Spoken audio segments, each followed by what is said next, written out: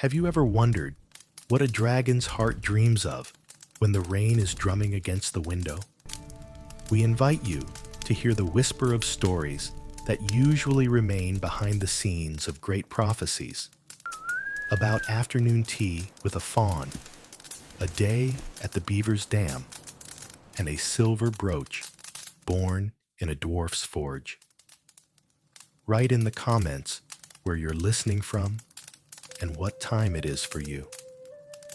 And now, get comfortable by an imaginary fireplace, wherever you may be.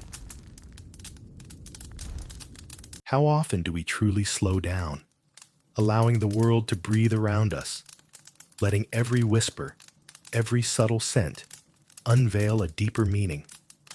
We find ourselves constantly chasing the new, the bright, the undeniably loud, often overlooking the quiet, almost imperceptible magic nestled within the most unassuming of daily rituals. Today, let's step into the world of a truly extraordinary being whose entire existence is a delicate tapestry woven from such moments, a creature whose very presence serves as a profound ode to unhurriedness and the art of mindfulness. Prepare to meet the Faun and witness his afternoon tea, a ceremony he guards with a reverence usually reserved for the most priceless of treasures. His sanctuary isn't found amidst the clamor of bustling cities, nor the manicured lawns of hurried estates, but rather deep within the ancient, verdant heart of a primeval forest. This isn't just a mere cave. Oh no, it's a living haven. Soft, emerald moss carpets every surface, walls and floor alike, absorbing every stray sound, turning the space into an echo chamber of stillness.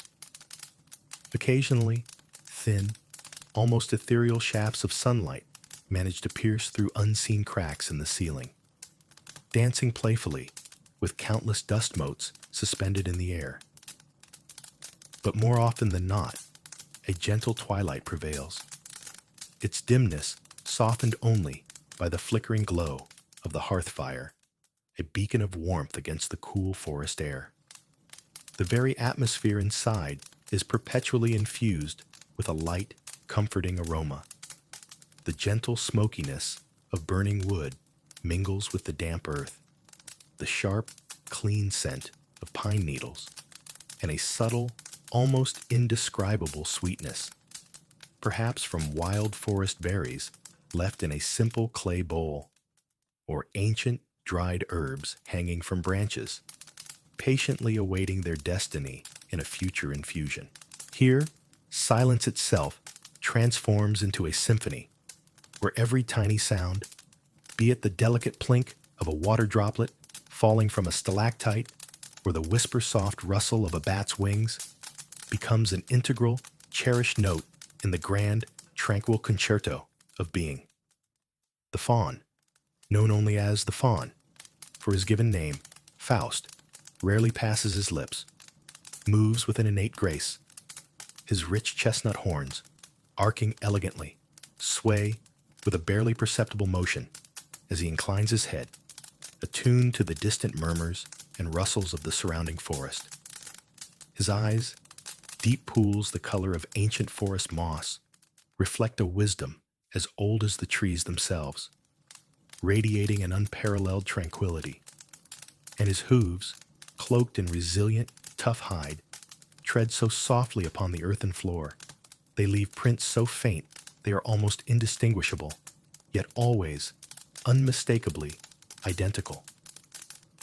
This day, like countless others, had been filled with the forest's usual, gentle rhythm of activity. But for the Faun, this bustle was never a source of distress. It was simply another harmonious thread in the vast, interwoven tapestry of his world. Earlier, he'd patiently guided some tiny squirrel kits, their little paws fumbling, towards hidden nuts they simply couldn't dislodge from beneath the gnarled roots of an ancient oak.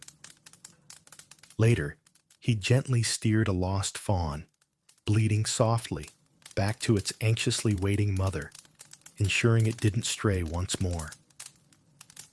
And now, comfortably tired, yet profoundly content and deeply fulfilled by his day's quiet service to the forest, he made his way back to his burrow, a quiet anticipation building within him for the sole ritual that truly brought him serenity after a long day, the afternoon tea ceremony. For the Faun, this isn't merely a beverage. It's an entire deeply ingrained ritual, a truly sacred act, repeated with unwavering devotion day after day, century after century. And each repetition, somehow, unveils a new, even more profound layer of peace. The ceremony always begins with fire. The Faun, moving with the precision and inherent grace of one who exists in absolute, unwavering harmony with the natural world, meticulously selects dry twigs, old, resinous pine cones, releasing their latent warmth, and delicate pieces of lichen-covered bark, still holding the faint memory of the departed sun. These he arranges, with practiced hands, within his ancient stone hearth, a faithful companion that has silently borne witness to hundreds of years, perhaps thousands, of sunsets and sunrises, and countless generations of forest dwellers. With a swift, almost ethereal grace known only to a select few, he strikes a spark with flint, and the dry moss, patiently prepared beforehand, flares to life like a tiny, verdant flame in the comforting dimness. Thin twigs eagerly follow, then slightly thicker branches, and soon, small, playful tongues of fire begin to eagerly lick at the old, smoke-blackened logs, carefully gathered by the Faun after each passing storm. A deep, cozy crackle fills the cave, a symphony promising warmth, peace, and an impenetrable shield from the world outside. This sound, the steady, rhythmic crackling of the fire, is more than just noise. It is the very heartbeat of the Faun's home, its constant soothing pulse merging seamlessly with his own quiet breath. It doesn't merely warm the body, it profoundly warms the soul. As the fire gains strength, casting an ever-shifting ballet of whimsical shadows across the cave walls, the Faun retrieves his true treasures. No, not the gleaming gold or the shimmering precious stones that humans so fervently covet. His treasures are a meticulously curated collection of antique porcelain cups, each one seemingly imbued with whispered stories of long-gone eras, remembering the delicate touch of countless hands. Today, his fingers, guided by an unseen intuition, settle upon an ivory-colored cup, subtly adorned with a delicate, almost ethereal gold rim that encircles its edge like a shimmering halo. An engraved fern pattern, nearly worn away by the relentless march of time, yet still beautifully discernible, graces its surface. It feels incredibly light, almost weightless, in his sinewy fingers, and as he holds it, he perceives not just the cool smoothness of the porcelain, but also the accumulated warmth of countless lives and the echoes of myriad events it has silently absorbed over its long, storied existence. It is not merely crockery, it is, unequivocally, a relic.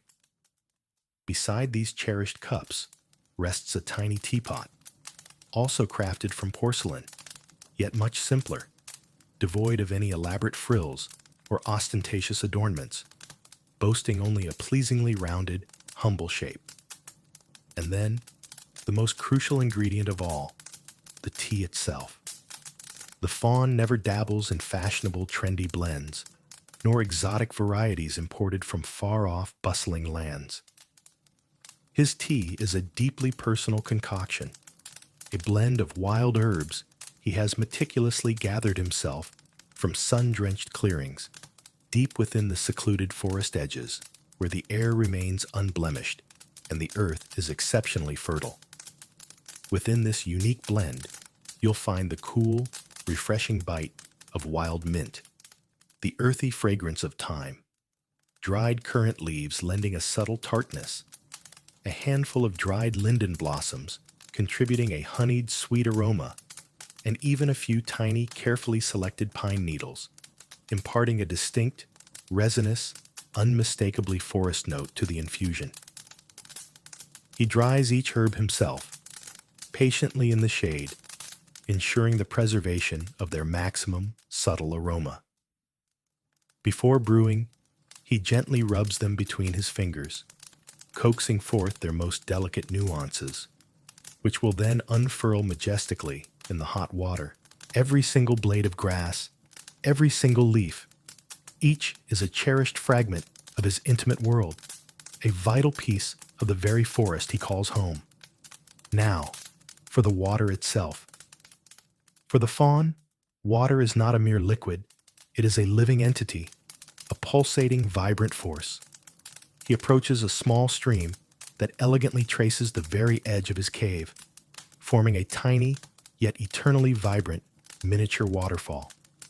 The water here is pristine, astonishingly clear, like a perfectly taut, resonating string.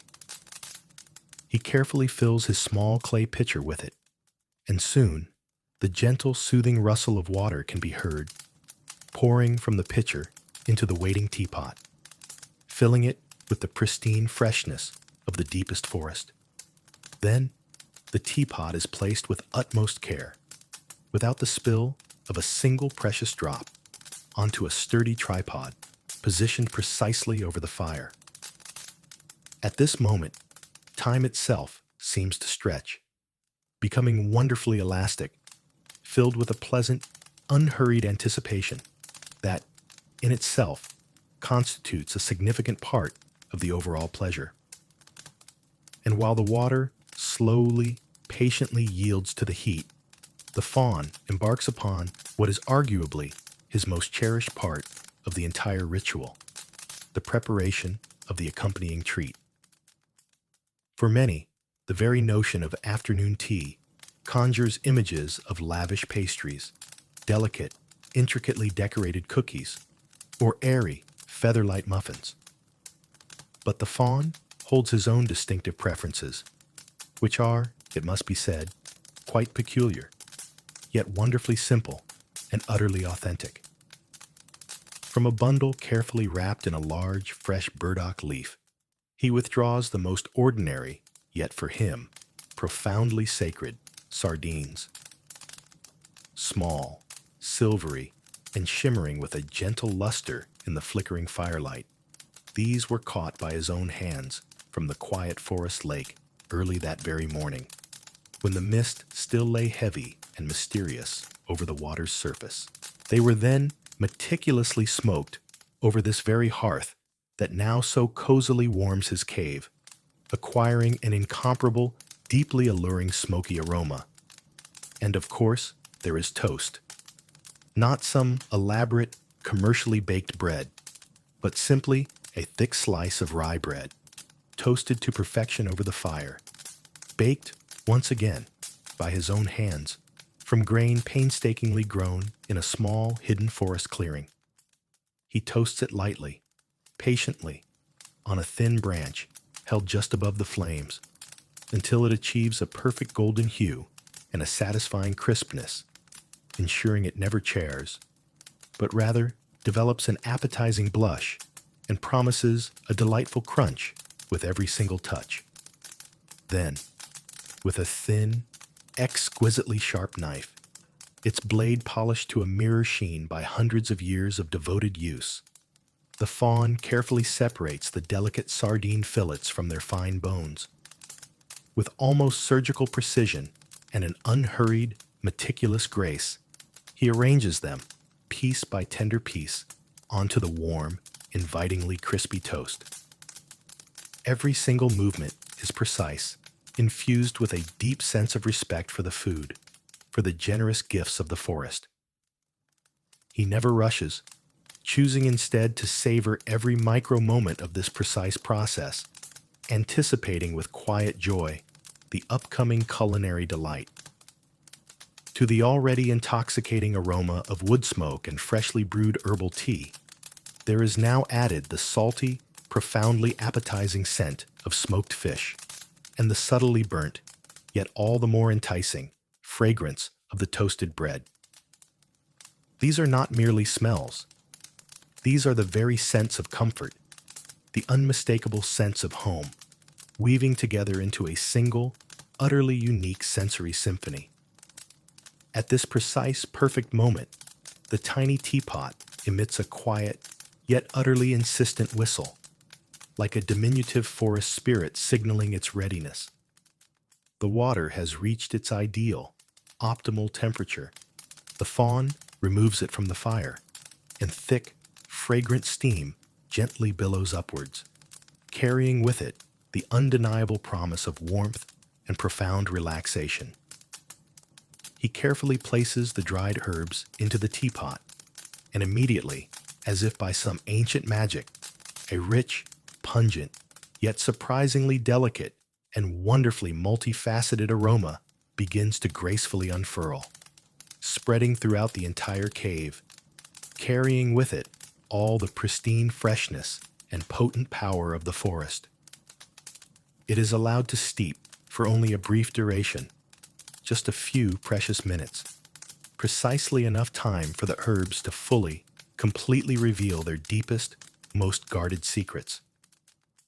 Every single second of this waiting is suffused with a deep, almost reverent anticipation.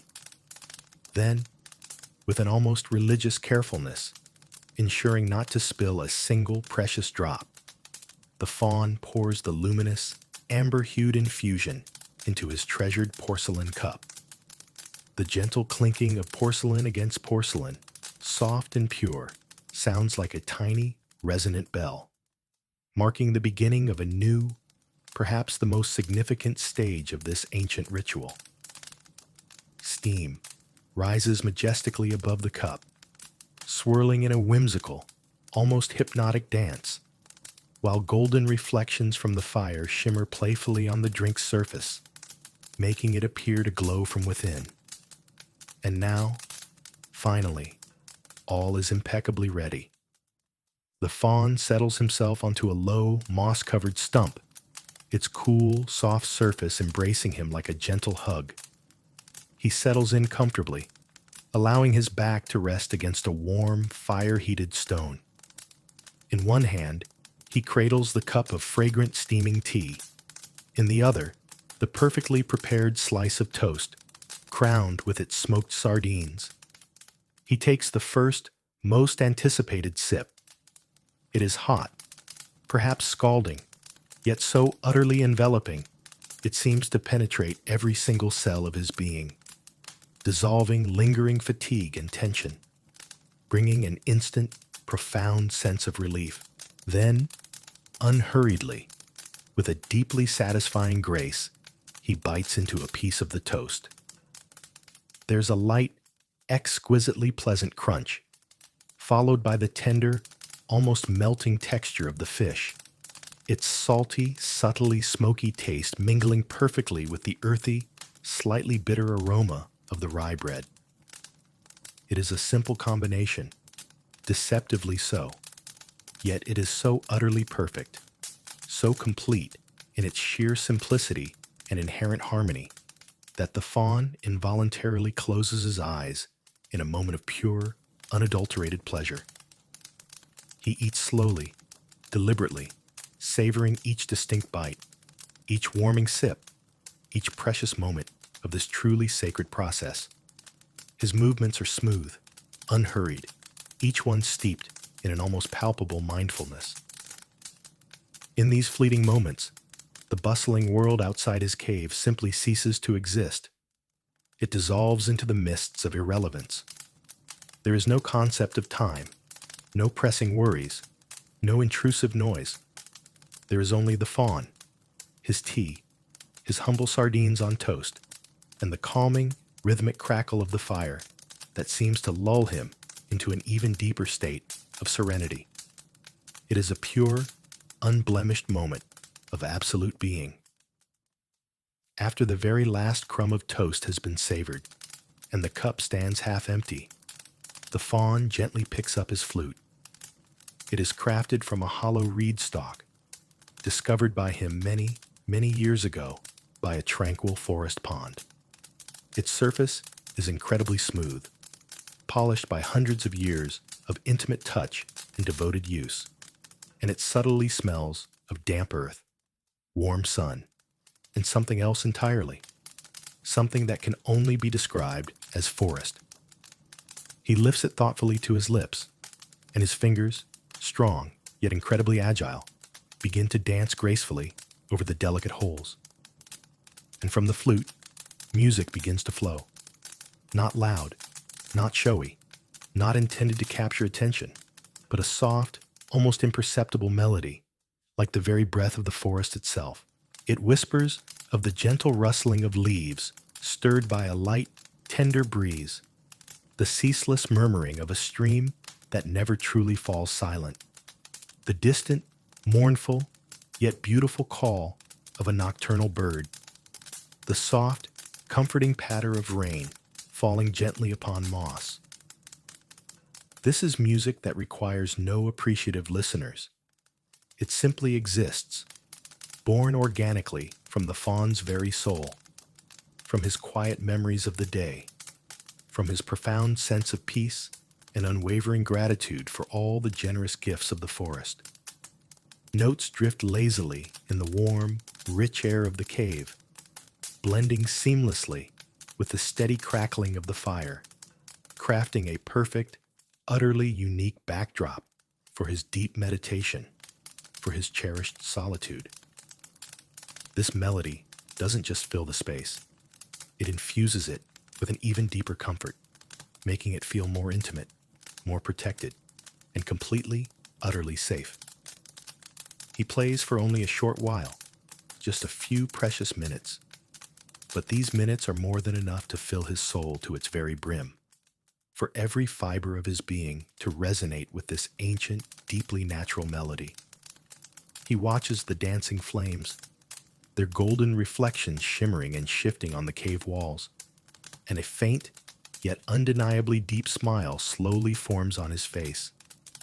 It is a smile of complete, unburdened serenity, of a profound, truly genuine happiness that can only be discovered from deep within oneself, in a state of perfect harmony with the surrounding world, in accepting it exactly as it is, with all its fleeting joys and inevitable sorrows.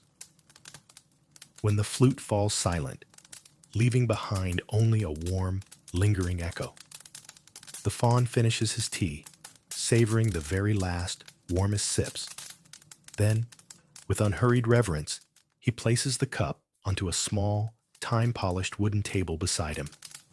He doesn't rush to put it away, allowing the warmth to slowly, gracefully fade, and the rich aroma of the herbs to lovingly linger, suspended in the air.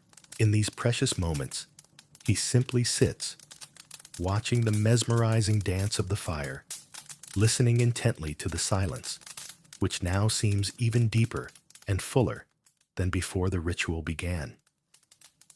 He thinks neither of the uncertain tomorrow, nor the irretrievable yesterday. He lives entirely here and now, nestled in this cozy cocoon of warmth, tranquility, and absolute being. This ritual, you see, is not merely a meal, not simply a way to satisfy hunger or thirst. It is a deep, profound meditation, an act of pure gratitude, a tangible way to connect with oneself, with one's true, inherent nature, and with the surrounding natural world. The faun does not require complex philosophical treatises or sophisticated, convoluted spiritual practices. His path to harmony is beautifully simple, utterly tangible, and profoundly honest.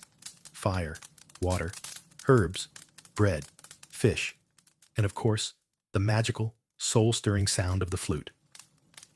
He understands, with an ancient clarity, that true wealth resides not in accumulating material possessions, not in the act of owning anything, but in the profound ability to cherish every single moment, even the most seemingly insignificant, and in the blessed capacity to discover boundless beauty and solace in the most ordinary, unadorned things. We humans, in our relentless, often frantic pursuit of fleeting success and external validation, so frequently forget such simple yet vitally important truths. We rush, we fret, we fuss, constantly seeking happiness somewhere outside ourselves, in grand, loud achievements, in dazzling public events, in the fleeting recognition of others.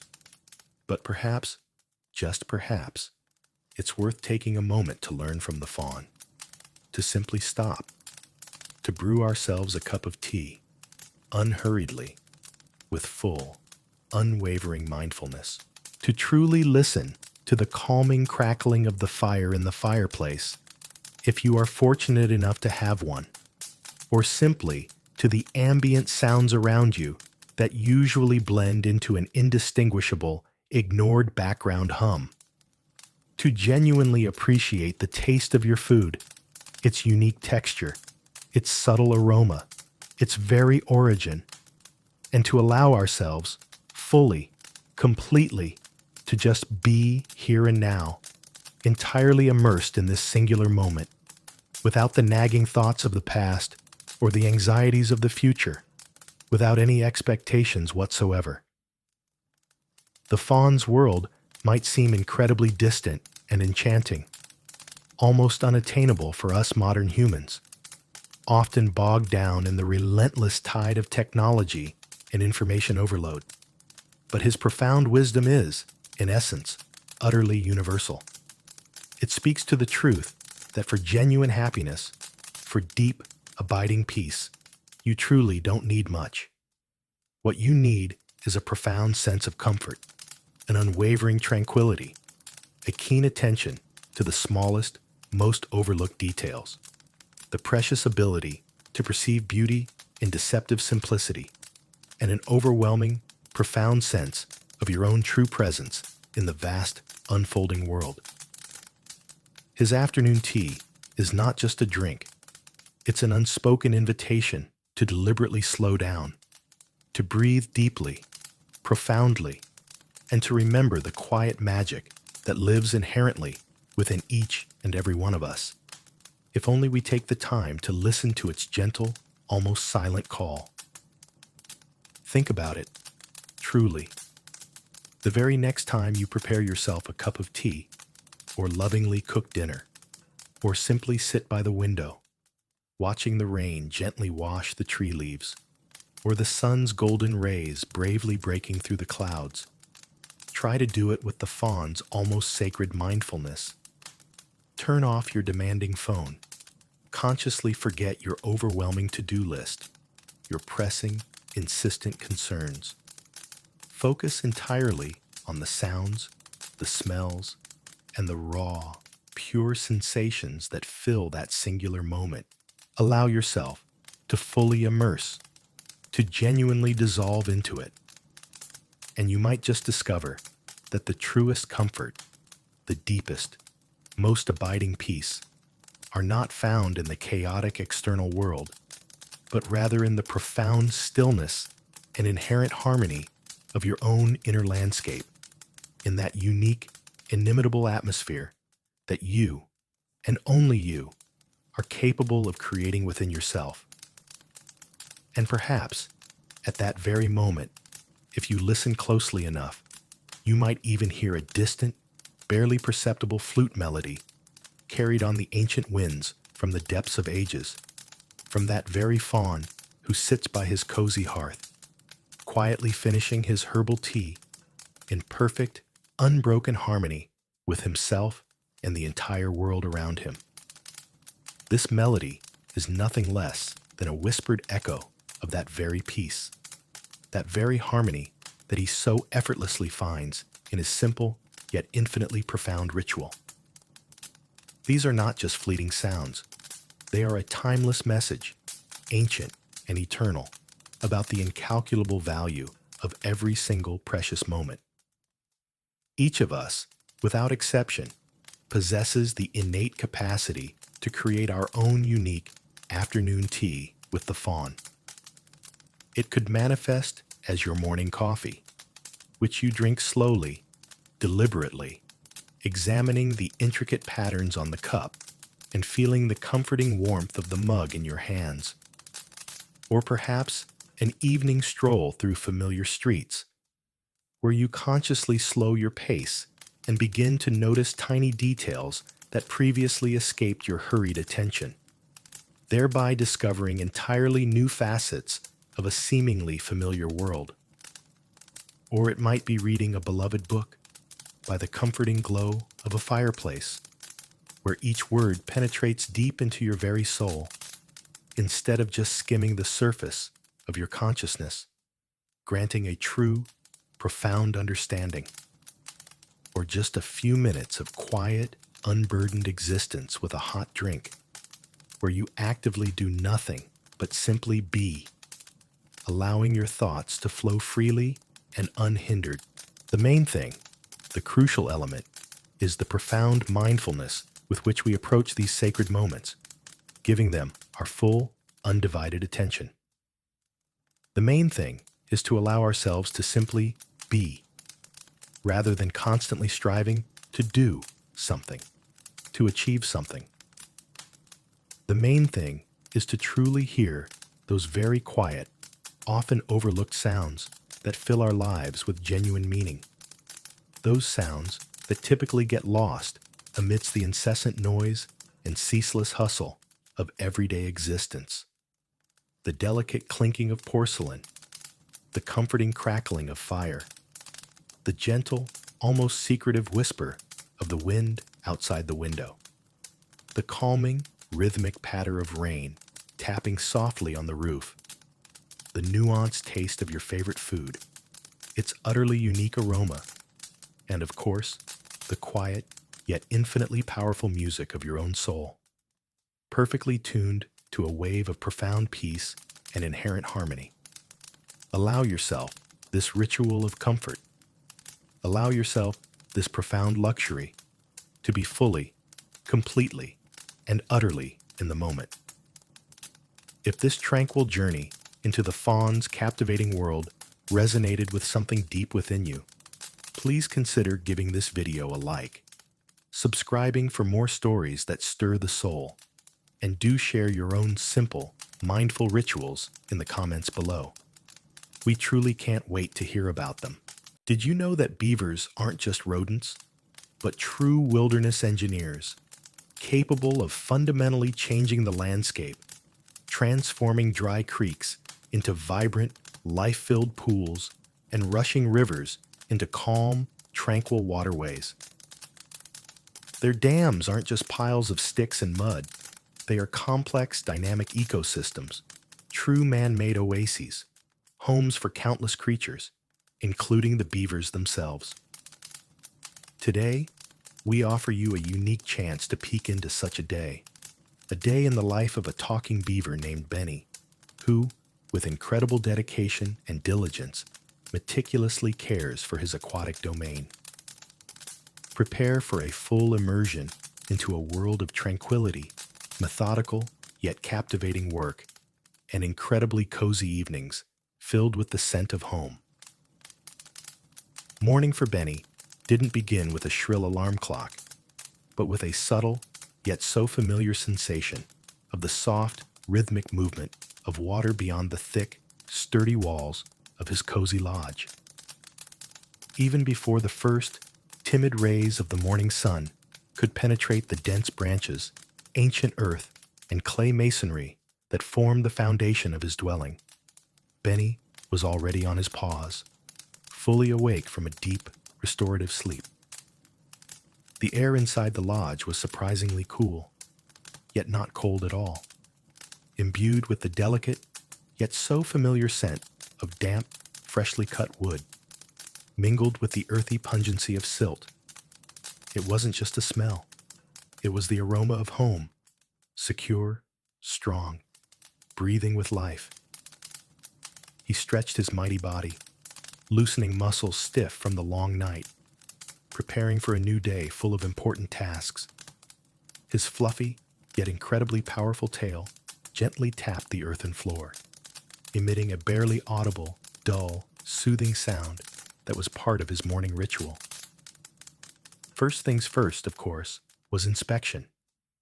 This wasn't just a routine exit from his home, but rather a sacred ritual, a daily, meticulous check of his creation, his protection, his carefully built world.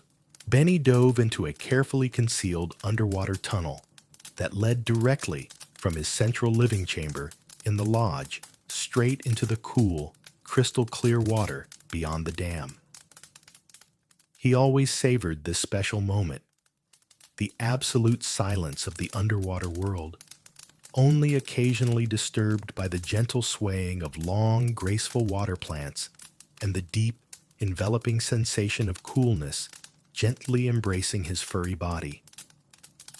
Surfacing outside the lodge, he cautiously and slowly climbed onto the very edge of the dam. The fresh, invigorating morning air brushed his sensitive snout, and he took a deep breath, filling his lungs with the complex, multifaceted bouquet of morning river scents. The refreshing purity of water, the pungent sweetness of damp leaves, the light, incomparable smell of warming earth and the waking forest. His sharp, incredibly intelligent eyes, accustomed to the smallest details, immediately began to scan the massive, yet surprisingly harmonious structure. Benny's dam was a true masterpiece of beaver artistry, the result of many years of tireless labor, constant improvements, and an unceasing pursuit of perfection. It was built from countless carefully selected branches, powerful logs, and even heavy stones, all firmly bound together with a thick, waterproof layer of sticky mud and viscous silt. The river, once turbulent and unrestrained, now flowed surprisingly calmly and steadily, obediently circling the massive, immovable structure. Beyond the dam lay a vast, mirror-smooth, and absolutely tranquil lake, an ideal place for a full life, where one could swim safely, forage for food, build new underwater tunnels, and simply enjoy security. Today's thorough inspection, conducted by Benny, revealed only small but extremely important details that immediately required his careful and professional intervention. A few thin branches seemed to have slightly weakened and shifted under the constant pressure of water at the eastern, most vulnerable edge of the dam. And closer to the very center, where water incessantly seeped through the material, a small patch of mud that had sealed a gap had softened slightly and lost its original density. Nothing critical, of course, but Benny knew well that even the smallest, seemingly insignificant cracks and weaknesses could eventually lead to serious, destructive problems if not addressed in time. He was an unparalleled perfectionist when it came to the integrity and reliability of his home, his dam, his world. Well, a new day begins with familiar but so important work, he muttered to himself, his voice low, slightly raspy, like the gentle rustle of autumn leaves underfoot. He immediately, without delay, got to work. His first primary tasks included the careful gathering of suitable materials.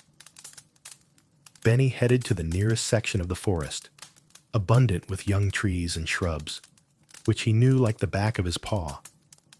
He always preferred fresh, recently cut branches that were still flexible enough to be easily bent and laid, yet already strong enough to withstand water pressure. With his powerful, sharp incisors, he swiftly and incredibly efficiently bit off suitable branches, then skillfully dragged them, using his strong paws and jaws, to the dam.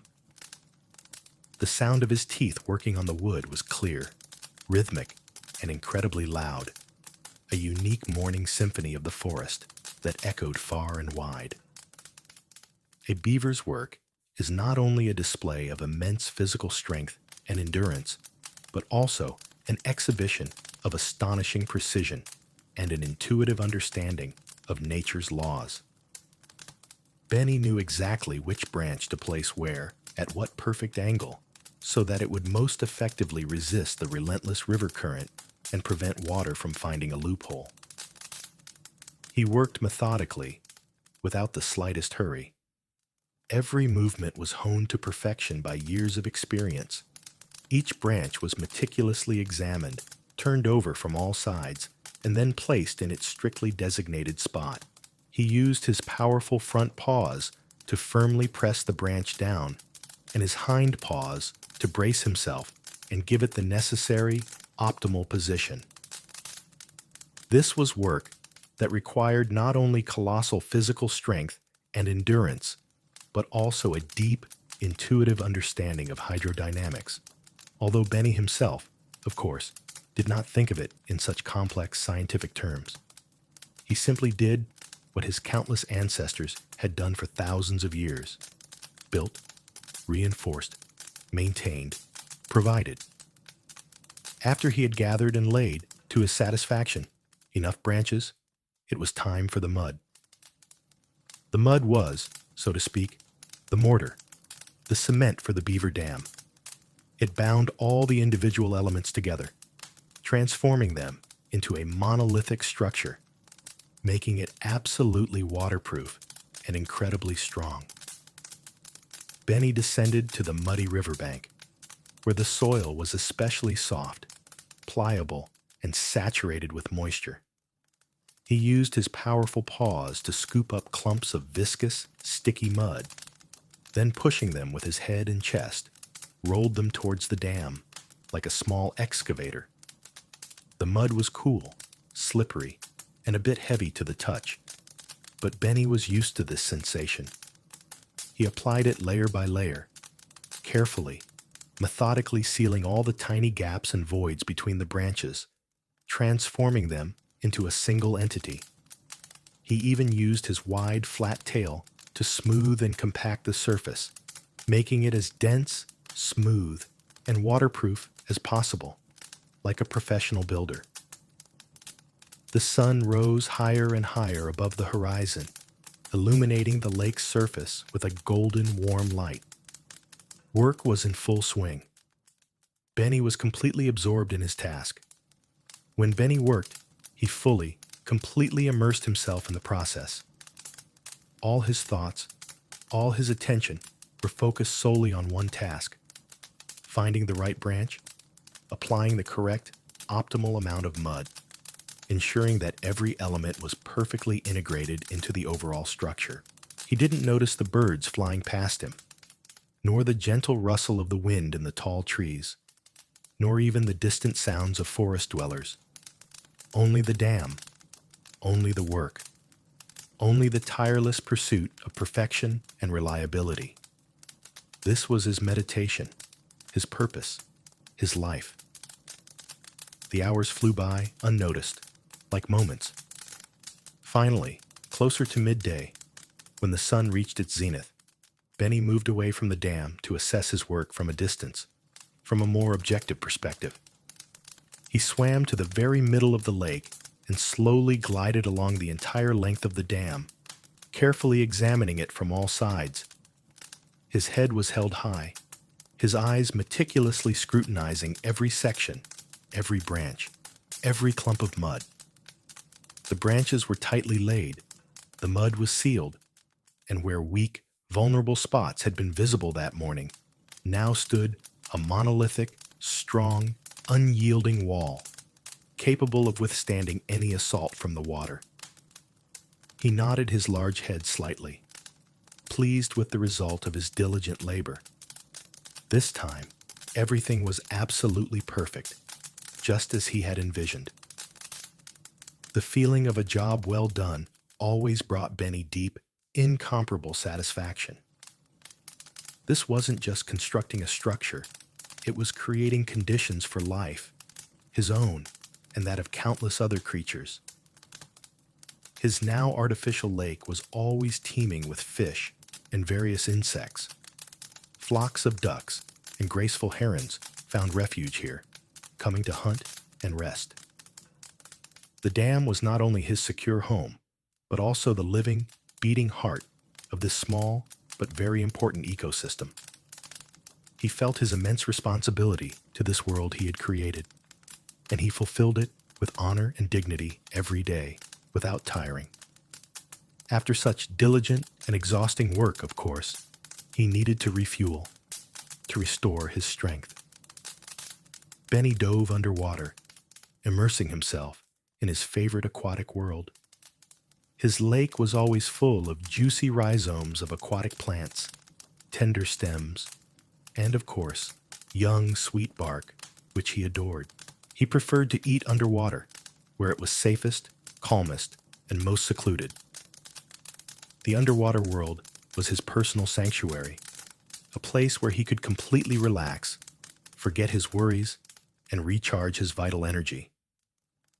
He chewed slowly, unhurriedly, savoring each bite, the taste and the coolness of the water that washed his mouth. A few curious fish swam very close by, paying him absolutely no attention. They were accustomed to his constant presence, knowing that he posed no threat to them. Closer to evening, as the long shadows slowly lengthened, painting the forest in golden and crimson hues, Benny decided to swim for a bit and simply observe life on the shore, enjoying the silence and beauty of the surrounding world. He loved these calm, peaceful moments when he could just be, without rush or pressing concerns. He saw a bold woodpecker tapping on a tree, a nimble squirrel hiding its winter store of nuts, and small, swift birds coming to drink water at the very edge of the lake. They were all an integral part of his world, and he, in turn, was no less important a part of their world, their shared ecosystem. He felt a deep, unbreakable connection to all living things around him, to all of nature. However, this evening promised to be special, a true feast for body and soul. Benny decided to treat himself to more than just his usual plant-based diet. He had long noticed a particularly large, plump fish that often darted near the shore, demonstrating its sluggishness. Today was the day he decided to challenge himself. He cautiously, almost silently, swam to the spot where this fish usually stayed, and, displaying all his hunting skills, which a beaver didn't have many of, but enough for a successful catch, especially of a fish like this, he managed to catch it. This was an infrequent, but incredibly desired treat, and Benny anticipated it with a special, unparalleled pleasure. Upon returning to his cozy lodge, he immediately, without delay, began preparing the long-awaited dinner. Inside the lodge, in one of the most protected hidden chambers, Benny had set up a small, primitive hearth where he could safely build a fire, without fear of fire or smoke that might attract unwanted attention from predators or other forest inhabitants. He used dry, carefully dried branches and small pieces of wood that he had diligently gathered beforehand. A small, yet so warm flame flickered cheerfully, casting whimsical, warm reflections on the earthen walls of the lodge, creating an incredibly cozy atmosphere. He placed the freshly caught fish on several flat, heated stones, which he had warmed in the flame beforehand. Soon, an incredibly appetizing, enticing smell of roasted fish spread throughout the lodge. This scent, mingling with the delicate, familiar aromas of wood, earth, and fresh silt, created a unique, calming atmosphere of comfort, homely warmth, and complete tranquility. Benny sat by the fire, watching the fish slowly cook, and felt the fatigue of the long, productive day slowly, imperceptibly receding, replaced by a deep, encompassing sense of peace, satisfaction, and serenity. He was home, safe, well-fed, and that was all he needed. Beyond the sturdy walls of the lodge, built from logs and mud, the river continued its eternal, ceaseless conversation. The sound of the water was not loud or irritating, but rather deeply soothing, a constant, unobtrusive background that Benny had listened to since his birth. It was the sound of life, the sound of continuous movement, the sound of his world, his universe. Sometimes, other, sharper sounds of the night mingled with it. The gentle rustle of leaves and gusts of wind, the piercing cry of an owl hunting in the dark, the distant, mournful howl of a coyote. But all this only emphasized the deep comfort and absolute safety of his small, yet so strong home. Having finished his hearty dinner, Benny carefully extinguished the fire, making sure not a single glowing ember remained that could cause trouble. Then he settled comfortably on his soft, specially prepared bed of fresh grass and dry leaves. His body was pleasantly relaxed and tired after so much work. His eyes slowly, reluctantly closed, and his consciousness gradually, serenely drifted into a deep doze, anticipating a sound sleep. In his mind, images of the past day slowly floated by. Laid branches, sticky mud, cool water, warm sun, the enticing smell of roasted fish. All of this was an integral part of his being, part of his life, his deep, conscious purpose. He was not just a beaver, one among many. He was the guardian of the river, the caring architect of its banks, the tireless creator of a home not only for himself, but for countless other, equally important creatures. His work was continuous, daily, sometimes exhausting, but it brought him true, genuine happiness and deep satisfaction. In this, and only in this, lay the true meaning of his existence, his mission on Earth. The last thing he heard before, finally, peacefully falling asleep, was the quiet, measured, lulling lapping of water beyond the wall of his lodge. It was the sound of his dam, his great creation, which stood peacefully on guard, protecting his sleep and promising a new day full of new concerns, new challenges, and new, equally important achievements, his tireless labor. Always, and it was beautiful. If you enjoyed stepping into Benny's world, please give this video a like, share it with your friends, and subscribe to our channel for more amazing stories from the wild. Don't forget to hit the notification bell so you don't miss our next adventure. You know, when we talk about magic, what usually comes to mind? Is it the flash of 1,000 spells? The ground shaking from epic battles? Or maybe some grand, world-altering explosion? But real magic, the deep, profound kind, that's something else entirely. It's quiet, powerful, and it's all about transformation. It's the sheer art of taking something so ordinary and, piece by painstaking piece, turning it into something breathtaking, something truly astonishing. This isn't about grand gestures. It's about patience, years of skill, and an almost sacred dedication that breathes life into tangible beauty. Today, we're actually going to journey into a place where this ancient magic isn't just a concept. It lives and breathes with every clang of hammer on anvil, every fiery burst from the forge's heart. We're heading to the unique smithy of one of the great red dwarves, hidden deep within mythical Narnia, where the noise, the clang, the molten heat aren't just sounds. They become a symphony of creation. And the metal itself? It sings, pliable and obedient, under the master's wise, skilled hand. Our focus today, the one we're really watching, is Kale the blacksmith. Now, Kale isn't just some craftsman or skilled worker. He's the living embodiment of an art so ancient, it's practically forgotten. Among his own people, he's a true legend. Just watch his hands. They're powerful, yet incredibly precise, almost graceful. You can almost feel the 1,000-year wisdom of dwarven ancestors flowing through every movement. And his eyes? Deep, piercing, like two glowing embers, reflecting decades of countless forge flames he's fanned. Kale, you see, isn't just an artist. He's a sage. His hands hold 1,000 secret recipes for working silver, passed down through generations. And his heart? It's brimming with an ancient, almost forgotten wisdom that lets him really understand the very soul of the metal he works with.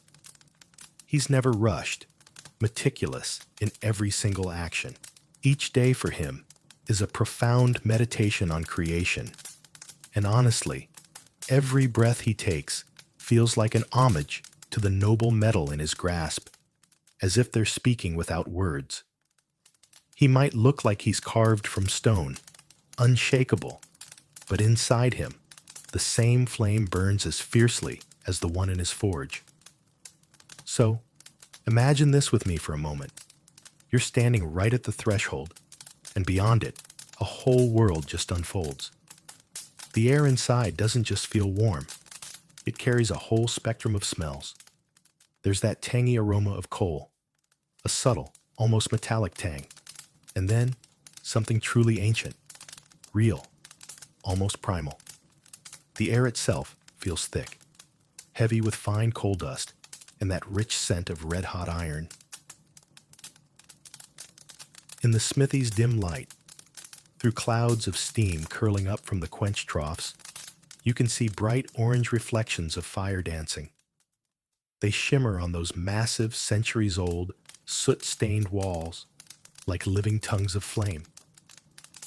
The high-vaulted ceilings just disappear into the deep darkness above. And then there are endless rows of tools, all shapes and sizes, from truly giant hammers right down to the tiniest chisels, all hanging perfectly in their places. Each one has its own story, its own little notch, its own memory of thousands of touches, of hundreds of things brought into being. Kyle, that sturdy, broad-shouldered dwarf, with a truly magnificent, flowing bright red beard that's as fiery as the flames in his bottomless forge. He's already there, by his hearth. His powerful hands, fingers thick and scarred and calloused, they grip the handle of the enormous bellows. His gaze, usually so calm and placid, is now absolutely focused on the slowly smoldering coals. On his rough-hewn, expressive face, you won't find a single unnecessary wrinkle, just those carved by time, by smoke, and by the relentless heat of the forge. Slowly, he begins to fan the coals, with each measured, unhurried movement of the bellows, movements that feel as eternal as time itself. The flame grows brighter, greedily embracing those dark chunks of stony fuel. And there it is, that deep, powerful breath of the smithy, gradually filling the entire space. First, a soft hiss, then a sharp crackle, then a rising hum, finally transitioning into a steady, powerful roar that makes the very walls vibrate. The metal here, it's like a living thing. It responds to the heat, to every sound, to every touch. Kale understands it without needing words, just through touch, through his gaze, through an almost intuitive, deep feeling that only true masters possess. He seems to converse with it, anticipating every shift, sensing its mood. Today, Kale is going to create something truly special, a delicate silver brooch, something that looks so fragile and light, yet will demand every ounce of his physical strength, all his accumulated knowledge, and every bit of his boundless mastery. He reaches into an old, dark metal-bound chest, a chest that actually smells of centuries and 1,000 stories, and pulls out a small ingot of purest silver. This metal, so noble, so incredibly pliable, it's just waiting for its moment, waiting to be transformed in the master's hands into something far greater than just a shining, but currently lifeless, piece of material. In Kale's broad, yet sensitive palms, it seems almost weightless. But within it, he sees all the potential, an undiscovered beauty just waiting to be revealed and brought to life. He carefully examines the ingot, checking it for the tiniest flaws, running a calloused finger over it, feeling its cold smoothness. For Kale, each ingot isn't just metal. It's a promise, a story yet to be told, waiting for its realization. His eyes, deep, wise, and incredibly perceptive, they don't just see a cold piece of metal. They already see the future graceful curves, the intricate patterns, the play of light and shadow, as if a fully finished, shining item already lies right there before him. The very first step, the most crucial one, is heating. Kale places that ingot right into the very heart of his enormous forge. This is where specially prepared coal glows especially brightly, where the orange, almost blinding heat creates an atmosphere of primal power. The bellows come alive again under his powerful hand, sending continuous streams of air into that inferno, making the flame ignite with renewed vigor. The flame licks the silver from all sides, and now you can watch it. It gradually begins to dull, then redden, first acquiring a faint cherry hue, then a richer, almost glowing one, like a live ember. This isn't just a change in color, you understand? It's a profound change in its very state, a complex molecular rearrangement happening inside, making the metal pliable and obedient, absolutely ready to respond to the will of this great master. Kyle waits, his gaze locked on the silver, his face illuminated by the bright reflections of the flame, until the metal reaches that perfect, desired temperature. That magical, elusive moment when it becomes like molten wax, yet somehow still retains its hardness. With his long, heavy tongs, he snatches the glowing ingot, and the hot silver emits this faint but noticeable radiance in the smithy's dim light, almost as if it's glowing from within, radiating all that accumulated heat. Now, it's time to begin the most important part, the forging, that first hammer blow. It's not necessarily a strong one, but it's precisely aimed, just enough for him to feel how the metal responds to this initial touch. A clear, ringing sound echoes throughout the smithy, reflecting off those soot-stained walls, as if welcoming a new day and the birth of new beauty. This isn't just a sound, it's the very beginning of a rhythm, a pulse that will accompany this entire creation process. Kale strikes again, then again and again, his movements fluid, confident, and incredibly economical. Under that powerful hammer, the metal slowly but surely begins to change its shape, flattening, stretching, submitting to the master's will. Every single strike is a deliberate movement, the result of many decades of practice, of hundreds of thousands of repetitions. And on his palms, covered with old scars and hard calluses, he feels every vibration, every subtle change in the metal. He's not just striking the silver, he's conversing with it, persuading it to take the desired, the intended shape, almost like a father coaxing a wayward child. It's hot, incredibly hot, but Kale barely notices. His skin seems utterly accustomed to fire and just insensitive to such high temperatures. He is completely focused, his movements economical and precise, every muscle in his body working in perfect unison with his vision. He rotates the ingot, changes the angle of impact, carefully observing how the metal stretches, how it becomes thinner, wider, like obedient dough under a baker's hands. Sometimes, during the forging, the silver just cools down too quickly. It becomes stubborn, utterly unyielding, simply refusing any further manipulation. When that happens, Kale, without a hint of irritation, just sends it right back into the forge. Again, he fans the flame, his face settling into an expression of patient anticipation, full of that deep understanding of the process, waiting once more. This cycle of heating and forging repeats itself again and again, dozens, even hundreds of times. Heat, strike, heat, strike. This, really, is that very meditation we talked about at the beginning. Each cycle repeats the previous one, but each time the metal comes just a little closer to the intended shape, becoming more and more compliant. From a crude, shapeless ingot, it transforms into a thin sheet, and then slowly, it begins to take on recognizable contours. The hiss of the red-hot metal as it's plunged into water to cool and harden contrasts so sharply with the deafening clang of the hammer.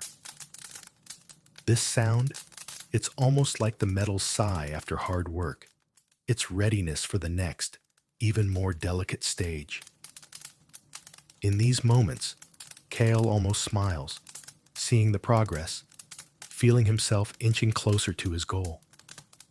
Now that the basic form of the blank is achieved, that thin, delicate plate destined to become the brooch, Kale moves on to even finer, much more intricate work.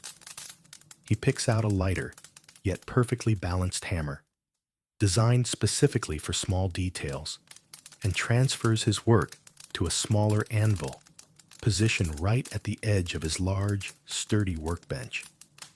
The light from a single oil lamp, hanging low over the table, falls directly onto the silver, revealing every tiny imperfection, every little scratch, every subtle mark on its surface. His eyes, now so accustomed to the smithy's dim light, examine every detail with microscopic precision, as if he's studying some ancient world map. He takes a small, finely sharpened tool, a kind of chisel, with a handle polished smooth by thousands of touches from his hands, and begins to carve the delicate, complex contours of the future brooch. This isn't just a simple square or a circle, you see. Kale has envisioned something akin to the petals of an exotic flower, curved and intertwined, almost as if they're whispering stories of ancient forests, of eternal winds, and the sparkling waterfalls he's seen on his many journeys. With each precise movement, Kale removes excess metal, gradually outlining complex, intricate patterns.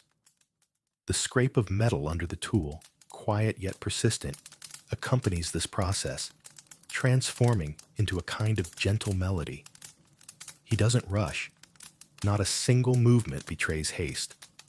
Every curl, every tiny leaf demands incredible, filigree precision. His hands, though mighty and strong, display astonishing dexterity, moving with a grace you rarely find in dwarf smiths, who are usually more accustomed to brute force. He might refine an edge, making it incredibly sharp, or make a deep incision to shape a petal, or just bend it ever so slightly to the side, creating volume and dynamism. The silver, it just comes alive under his hands, as if it begins to breathe, taking on a form that didn't exist just moments ago, becoming part of something entirely new. This is the time for his jeweler's hammers, with their various shaped faces, each one Kale likely crafted himself, carefully selecting them for each specific task. With one, he flattens the edges, making them thin, almost translucent.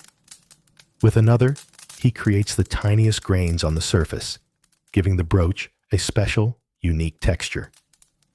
Every tiny indentation, every convexity, it's the result of dozens, even hundreds of delicate strikes, delivered with surgical, almost superhuman precision. Once the brooch's general form is meticulously carved and all the primary design elements are shaped, it's time for sanding and detailing, the truly painstaking stages. Kyle reaches for a set of various files, each one feeling like a direct extension of his fingers, fitting perfectly in his hand. First, a coarser file, to remove the most noticeable chisel marks and give the edges definition. Then, progressively finer ones, which scrape across the silver's surface, gradually removing all roughness, smoothing transitions, and revealing the intricate lines of the pattern that were previously hidden. The sound changes too, from a sharp scrape to a barely perceptible rustle, almost a whisper as he uses the finest, almost invisible files. Fine, almost invisible silver dust drifts in the air, gently settling on his bright red beard and his old work clothes, like frost, or maybe the pollen of ancient magical flowers. This, you see, is special dwarven dust, the shimmer of thousands of things he has created, a part of his very essence, lingering in the smithy's air, speaking of his endless labor. His breathing is even, deep. He is entirely focused on the minutest details. Then, the sandpaper comes into play, its grit gradually decreasing, moving from coarse to the very finest. First, coarse, to remove major defects, then thinner and thinner, right down to practically weightless, silk-like grades.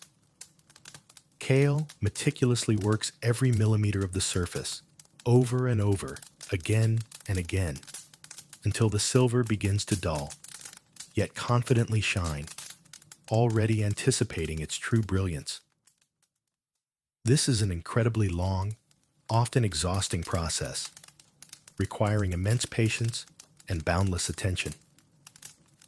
He constantly changes the angle at which he holds the brooch so that the light falls differently, revealing the tiniest flaws that need immediate correction. His eyes are strained, but there's no hint of fatigue in them, only boundless concentration and that inner strength characteristic of true, great masters. He breathes evenly and deeply, his movements rhythmic, as if performing an ancient sacred dance with the metal, exchanging his energy with it and breathing life into it. He doesn't just do the work. He completely merges with it, becoming a part of the masterpiece he is creating. Now that the brooch itself, its base, and its intricate pattern are fully ready, the most important part remains: the fastening mechanism. Kale takes a thin, yet incredibly strong silver wire, using tiny pliers and another miniature hammer with which he barely touches the metal. He carefully bends it, forming a secure and elegant clasp. This is a very delicate part of the work, as the clasp must be not only strong and functional, but also practically invisible, harmoniously blending into the brooch's overall design without disrupting its perfection. His fingers, despite their massiveness, move with a surgeon's precision, delicately, almost tenderly. He solders it to the back of the brooch, using a tiny soldering iron and an even tinier, barely visible flame. The scent of flux and a light, barely perceptible wisp of smoke. These are the final aromas of this long but truly captivating creative process. The solder must be absolutely perfect, without overflows, so that the brooch looks flawless from all sides, demonstrating mastery in every single detail. He blows on it to remove any remaining smoke and carefully inspects the joint, his gaze missing not the slightest flaw. And now, finally, comes the ultimate stage, the most magical, the most transformative one: polishing. Kale pulls out his secret cloths from a special leather pouch, cloths imbued with magical compounds whose recipes are guarded in the strictest secrecy by dwarves, passed down from generation to generation, from master to apprentice. He takes the brooch, which already gleams, but not yet with its full, incredible power, and he begins to gently, with utmost care, rub it. First, the movements are circular, broad, then more precise, working on every curl, every tiny indentation, every single detail of the pattern. Gradually, layer by layer, from the very depths of the metal, emerges a dazzling, pure, incredible shine. The silver begins to play with light, reflecting every spark from the forge, every ray piercing through the ceiling gaps, as if a small sun is contained right within it. It becomes like polished moonlight, like frozen mountain water, like a shimmering spiderweb in a pre-dawn forest. In this moment, Kale's face is illuminated by a quiet, almost imperceptible, but very deep smile. He sees the result of his labor, his very soul, now embodied in the metal, and there it is. The brooch is no longer just a piece of cold metal. It's a true work of art, living and breathing. It looks as if it literally grew from the earth itself, as if it was found in a crystal-clear mountain stream where stones had polished it to perfection by nature itself. Every curve, every tiny pattern on its surface, it tells its own story. A story of patience, of incredible skill, and of the master's boundless love for his craft. It seems light, almost weightless, like a cloud, yet within it lies the entire weight of his labor, all the wisdom of generations of dwarf smiths, their secrets, and their enduring spirit. Kale holds it in his wide, calloused palm, his fingers gently caressing the metal, which feels cool, yet now warm with the soul infused into it. He slowly turns it, allowing the light to dance on its shining surface, creating unique glimmers. Reflected in his eyes isn't just satisfaction from a job well done, but a deep sense of completeness that only comes when you've brought something truly beautiful into the world. He sees in it not just an ornament, but a part of himself, his soul, infused into this metal, along with the memory of thousands of hours spent at the forge and thousands of hammer blows. This, my friends, is true magic. Not spells, not magic from fairy tales, but daily, persistent labor, boundless dedication to one's craft, the ability to see beauty where others see only raw material, the profound ability to feel metal and converse with it. Kale doesn't speak many words. He's generally a man of few words, but his hands, his work, his creations, they speak for him far more eloquently than any speech ever could. This brooch, it's a vivid symbol of patience. It's a symbol that true beauty is born in fire and under the hammer, in silence and deep concentration. It's a story of how a simple, lifeless silver ingot, through countless cycles of heating and cooling, striking and polishing, gives birth to something unique, something that will delight the eye and retain the warmth of the master's hands for many, many years, passing it down from generation to generation.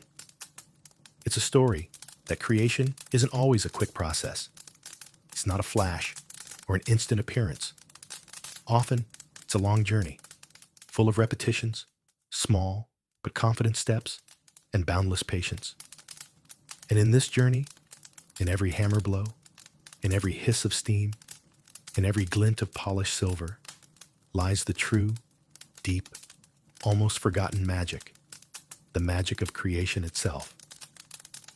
If you enjoyed this incredible dive into the world of dwarves and their amazing ancient craft, please don't forget to hit that like button, subscribe to the channel so you don't miss our next stories, and of course, leave your comment down below. Tell us, where do you think we should go next to explore new facets of wonder? Did you know that rain feels different to every living creature on this planet? For a bird, it might mean finding shelter. For a plant, life-giving moisture. But for me, it's something far more complex than just a weather phenomenon. I'm sitting by the window, beyond which a wall of water shimmers in the light of the street lamps. The gentle, yet persistent drumming of millions of drops on the glass, on the eaves, on the wet leaves of the trees, creates not just a sound, but an entire symphony, lulling, and at the same time, awakening ancient memories. Each drop seems to whisper stories, carrying with it ancient echoes of the past, making my human heart clench in my chest, and my fingers involuntarily stroke the soft blanket covering my knees. Yes, you heard me right. A human heart, human fingers. And it's astounding how much my sensations have changed, how different the very essence of being has become, compared to what I experienced once in distant, long past times. Once upon a time, rain was my friend, my challenge, my element, an integral part of my grandeur. My skin wasn't soft and vulnerable as it is now, but covered in dense, strong, incredibly thick scales. These scales weren't just a part of my flesh. They were a work of ancient art, a living armor that knew neither pain nor cold in the usual sense. They were forged by time, by millions of years of evolution, and by the very essence of the earth, holding primordial power within it. Imagine this. You stand atop the highest mountain, surrounded by swirling clouds so thick you feel you could touch them, feel their cold breath.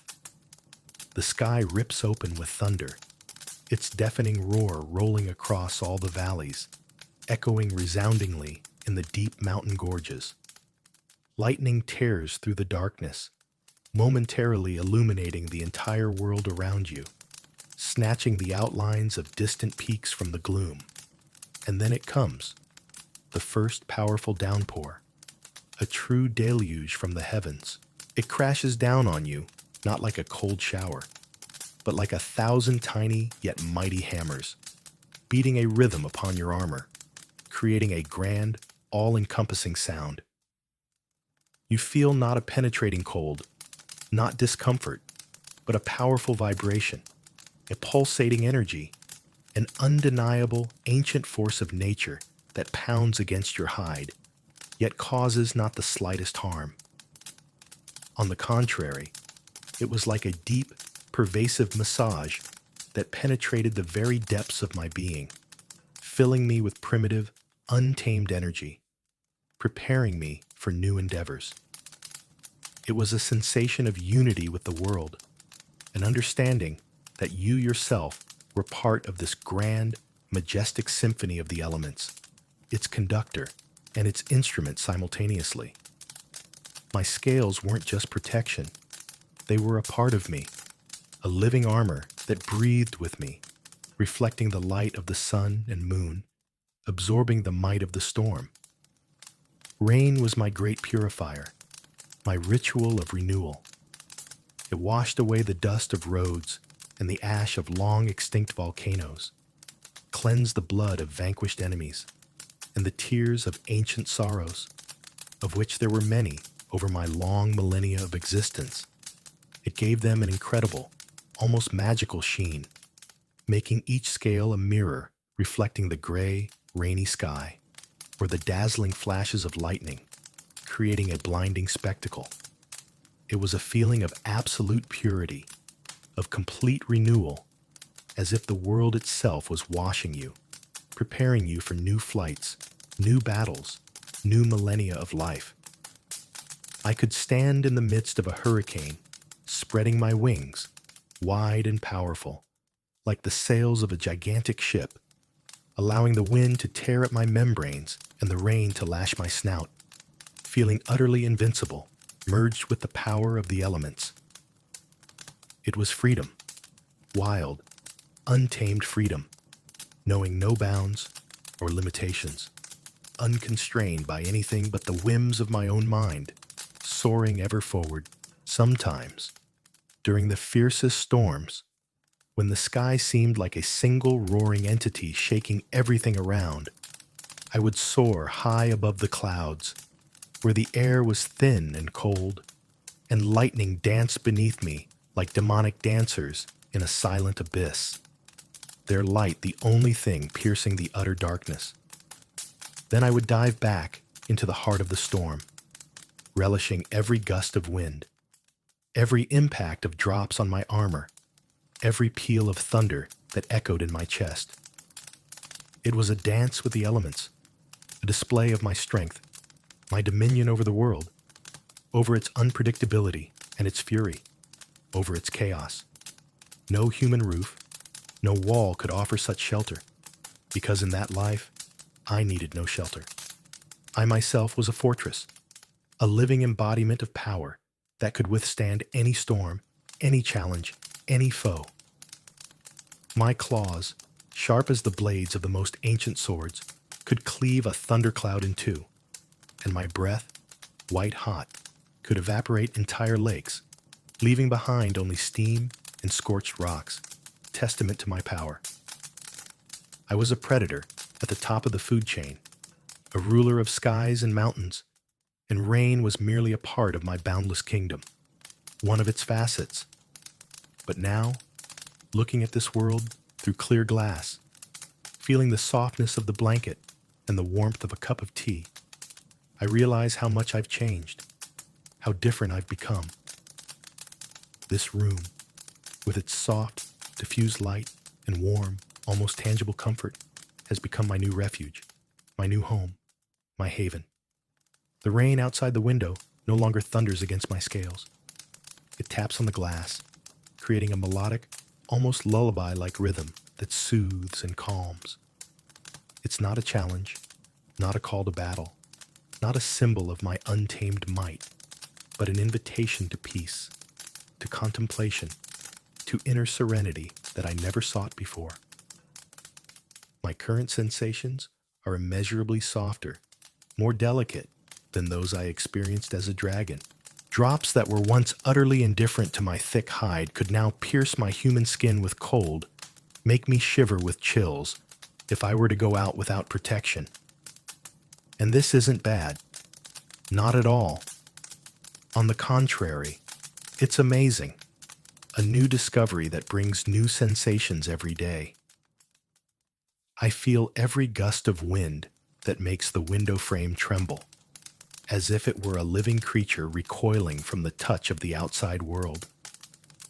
I hear every rustle of water-soaked leaves, every splash in a puddle beneath the window, creating its own unique melody. I feel the warmth of a hot cup of tea in my hands, and this warmth permeates me, warming not only my body, but the deepest part of my soul, filling it with tranquility. Once, I reveled in grandeur and power, in the feeling of my own superiority over all and sundry, over every living soul. But now I cherish small joys, these tiny yet significant moments that once simply passed me by, unnoticed, inconsequential, unworthy of my attention. I remember the endless expanses of the world that stretched beneath me as I soared above the clouds, proud and free, feeling like the master of all I surveyed. I remember the sharp scent of ozone during a thunderstorm, the taste of freshly caught, still quivering prey, the coolness of icy caves where I slept, curled into a huge coil, guarding my treasures. These memories are vivid, etched into my mind with fire and ice. They are part of my essence, yet they seem so distant, so alien, as if they belong not to me, but to someone else, long gone into oblivion, like the echo of an ancient song sounding from the depths of ages. I've learned to appreciate the silence that falls after a long day, undisturbed by the roar of wind in my ears, the cries of predators below, or my own powerful thundering roar, resounding for tens of miles, shaking the very air. I value the softness of blankets that don't tear under my claws, and the warmth of the fire in the fireplace, which I don't need to ignite with my breath, risking burning the whole house to ashes. I appreciate the simplicity of human food, which requires no hunting or bloodshed, but brings pure, unadulterated pleasure, leaving behind only a feeling of fullness and comfort without the aftertaste of battle. Chocolate, hot and sweet, melting on my tongue, is something entirely different from the torn flesh of prey, but its sweetness fills the void once overflowing with a thirst for power and domination. This is a world of new, utterly different pleasures, subtle and deep, experienced through touch, taste, smell, which I never noticed before. The transition from that life to this one was long and arduous, longer than one could possibly imagine. It was like a rebirth, painful and full of losses. I lost my strength, my speed, my invincibility, my ability to fly and breathe fire. I became fragile, vulnerable, capable of feeling pain, cold, hunger in ways I never knew before. And this was a shock to my ancient consciousness. And at first, it was unbearable. Every day was a trial, a battle with myself. I missed the wind in my vast wings, the feeling of the earth shaking beneath my paws, the hot, searing breath that could melt stone and incinerate entire cities, leaving only ruins in its wake. I looked down on the small, bustling humans with disdain, not understanding their fears, their petty concerns, their yearning for warmth and safety.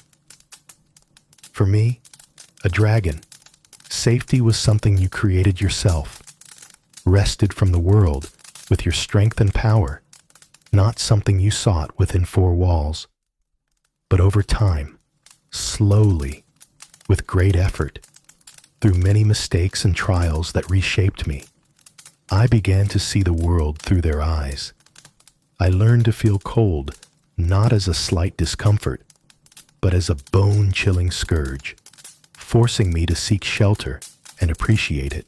I learned to value shelter not as a sign of weakness, but as a source of comfort and protection, a cradle for the soul, bringing peace. I discovered that in this fragility, in this vulnerability, there is a special, almost ethereal beauty. The beauty of human relationships, the warmth of friendship, the tenderness of touches, which a dragon never knew or understood, for we were creatures made for grandeur, not for embraces, for solitary dominion. We, dragons, were solitary beings, proud and self-sufficient. We needed no one but ourselves, and our bonds were ties of honor and territory, not affection, not love, but humans. Humans need each other, and therein lies their strength, their uniqueness, their ability to survive and thrive despite all their weaknesses, finding support in each other. And so, here I am, in this warm room, with a cup of tea and a blanket, listening as the rain caresses the glass, enveloping the house with its soft, damp breath, creating a cozy atmosphere. I can no longer soar in the skies, can no longer roar so loudly that mountains tremble to their foundations, can no longer burn forests with a single exhale. But I can feel the warmth of the fire, see the beauty of the world through a clean window, feel the softness of fabric on my skin, enjoy the simple scent of home comfort, inhaling it deeply. I can laugh at silly jokes and cry at sad stories, empathize, feel true empathy, which for a dragon was an unheard of luxury, something incomprehensible and unnecessary. My heart, once vast and filled with ancient, indomitable fire, now beats quieter, calmer, filled with simple, human gratitude for each new day, for each breath, for every act of kindness, for every moment of this new existence. The rain outside the window is no longer just an element. It's a backdrop for my thoughts, for my memories, for my inner dialogue, and it reminds me of the past, of who I was, of the grandeur I left behind. But at the same time, it highlights who I have become. It whispers of lost power and of the simple yet profound happiness I found here, in this small, cozy world, where I came to rediscover myself. I am no longer a dragon, and never will be. Not in the sense I once was, not with that strength and wildness.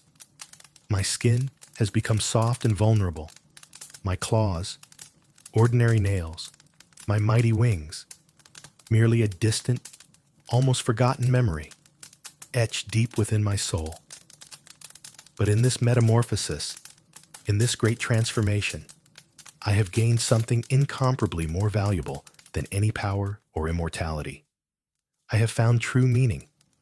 I have gained the ability to cherish every instant, every moment of warmth, light, and peace, every smile, every kind word, every simple yet life-filled moment. Watching the streaks of water run down the glass, I think about how paradoxically my priorities have changed, how profoundly my perception of the world has transformed. Once, I sought immense treasures, jewels capable of filling caves to the ceiling, sparkling in the dim light, lending me grandeur.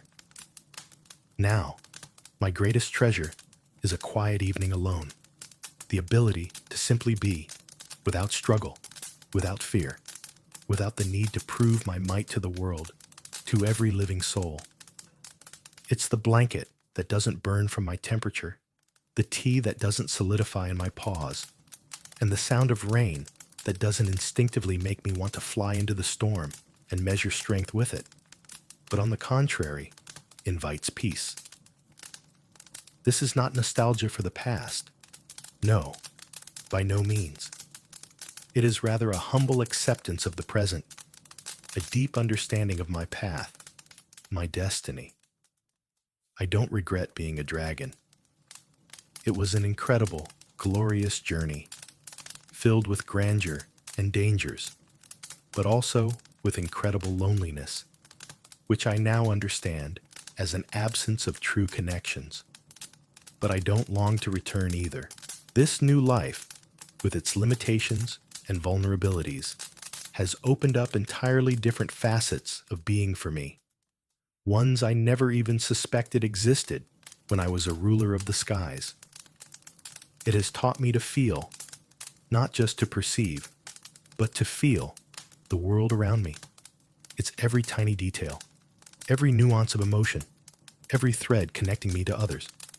I look at the fire in the fireplace, at its subdued, warm flicker.